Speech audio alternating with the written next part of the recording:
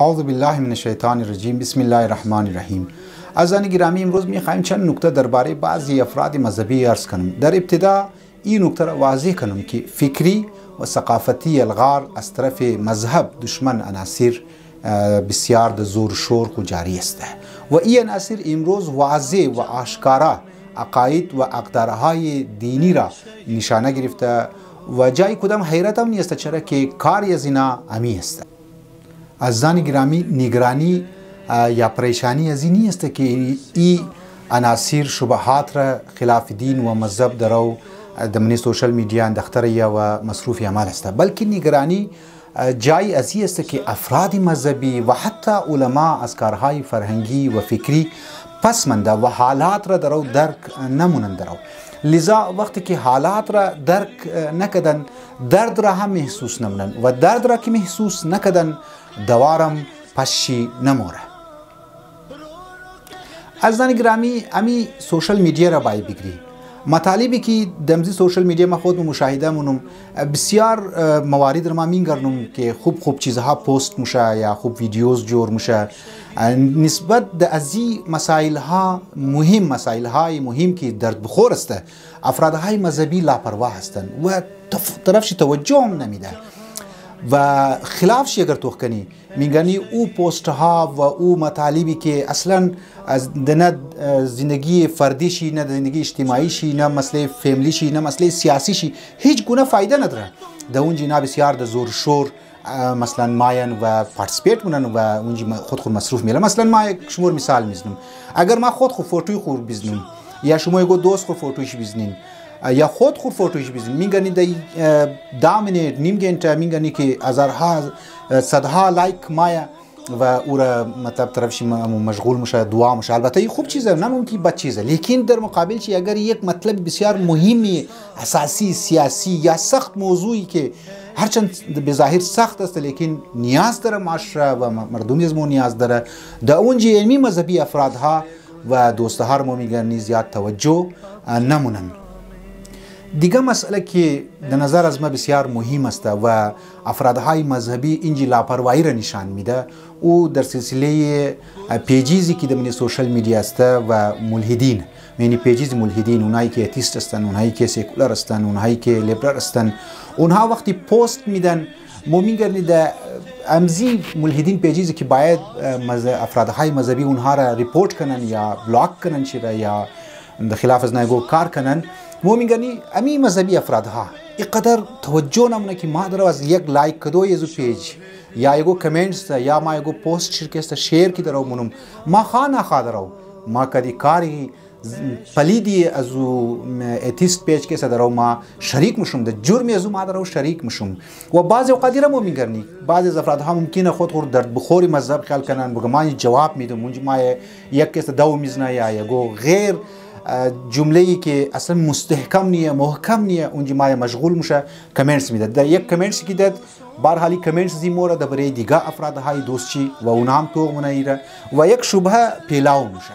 لذا مذهبی افراد خبر ندارم چرا امتر مهارت نداره، چرا سوچ نمونه که ما باید خلاف ازی پیجیز اگر ایگو صحیح اقدام نمیتونم یا ایگو صحیح جواب داده نمیتونم چون مطالعات دینی ندارم، مطالعات عقیدتی مسئله کمزور است، پایه های اساسی و دینی از من مضبوط نیست. ما چرا برم رو پیج لایک کنیم که یار فلان پیج ملحد خدا خوب چیزا مگه و انت در خلاف دین درو مگه ما مورم لایک کنم. ما خود رفتم پیجیزی امی ملحدین تو کدوم بسیاری از افرادهای مذهبی پیجیز را لایک کرده و لایک کرده 6000 7000 1 لاک 2 لاک کسی در اونجا مده و او که لایک کرد پیج پروموت میشه، پیج که پروموت شد شبهه پروموت میشه، شبهه وایرال میشه، منی بسیاری از دوستایشی و ممکنه اونجا اونا از شبهه گرفتار شنه و از دین دور شنه. لذا ما گزارش مونم که حداقل اگر ریپورت نمیتونین، حداقل اگر گو کار دیگه نمیتونین لایک خو نکنین چیره. اگر شما لایک کردین یعنی شما در گناه ازو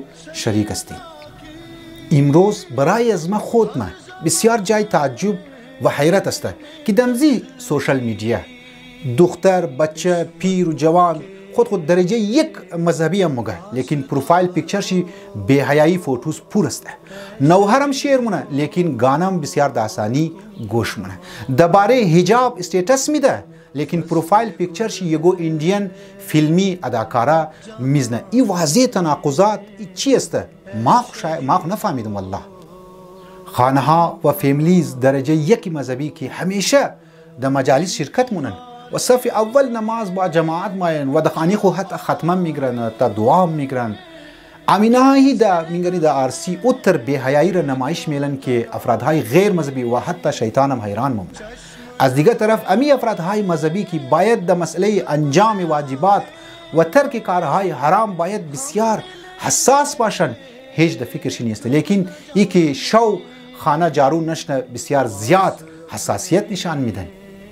یک مسئله که خارج از سوشل میڈیا آدم میگرنه، مثلا مسئله ای زمان که ماه شعبان هم است و بسیار مبارک ماه هم است و ماه خوشیه و ماه اظهار خوشیه، مو میگنی جشنها زیاد برگزار میشه، خصوصا در شب 15 شعبان که انشالله تمام باید و در زور شور خو در زی مسئله شرکت کنن و چراغاشونه و در خانه ها و در مساجد جشنها انعقاد شونه، شاعری شونه.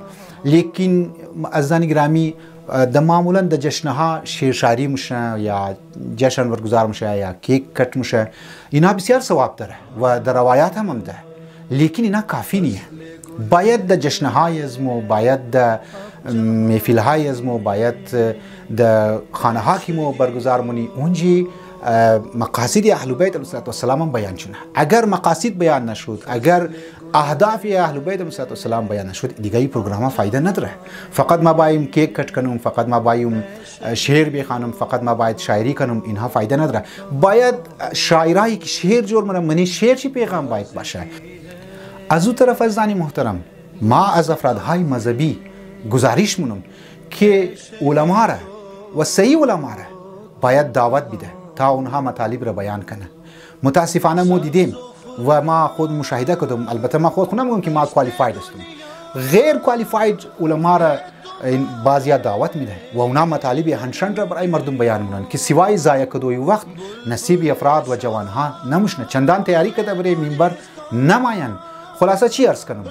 برای امزی عده از علما ما میخوایم بگم که امام خمینی رحمت الله علیه امات فرمود، بسیار جانانه نکته گفت که ای عالم عزیز، اگر تو برای منبر بال شده و اگر مطالب تو صحیح نبود و تو یک گنټه مطلب درو برای مردم بیان مونی، برای مخاطبین خو بیان مونی، تو یک گنټه درو ضایع نمونی، بلکه اگر در مخاطبین تو در آدینس 6 افرادها روی برید 6 اگر 100 نفر بود 500 نفر بود، تو 100 گنټه درو ضایع مونی، تو 500 گنټه درو ضایع مونی. لذا اونهایی که جشن انعقاد مونن، اونهایی که مجلس انعقاد مونن، اونهایی که علما را دعوت میدن، اونها هم ذمه‌دار هستن که ما باید کدام عالم را دعوت بدیم که آیا خدا نخواسته وقتی مردم خود را ضایع نمونم، آیا خدا نخواسته روابط شخصی، روابط دوستی، روابط هایی که دوستی است ما از خاطر نه که فلان کس دعوت خود رو نمیدم.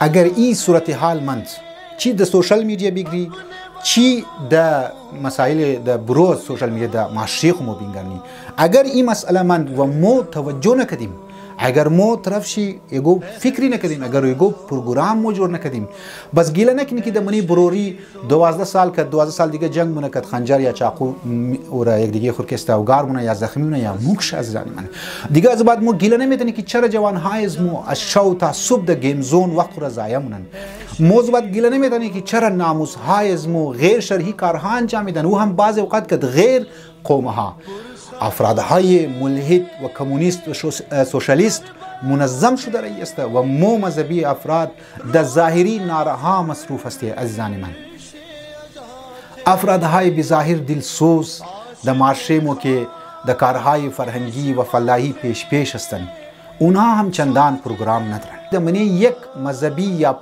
مذهبی پارتی یا فلاحی پارتی که باید نظم و دیسپلین موجود باشه در دوربین دیده نمیشنه. منبرهای محرم کی سر جای خوب است. اگر دزی بار زیاد بگم شاید بعضی بگه که ای بری از خود رو راه جور مونه. خدا تمامی از مور شعور و احساس ذمہداری عنایت کنه. دنیای ریاکاری و شهرت طلبی هسته. والسلام علیکم و رحمت الله و برکاته.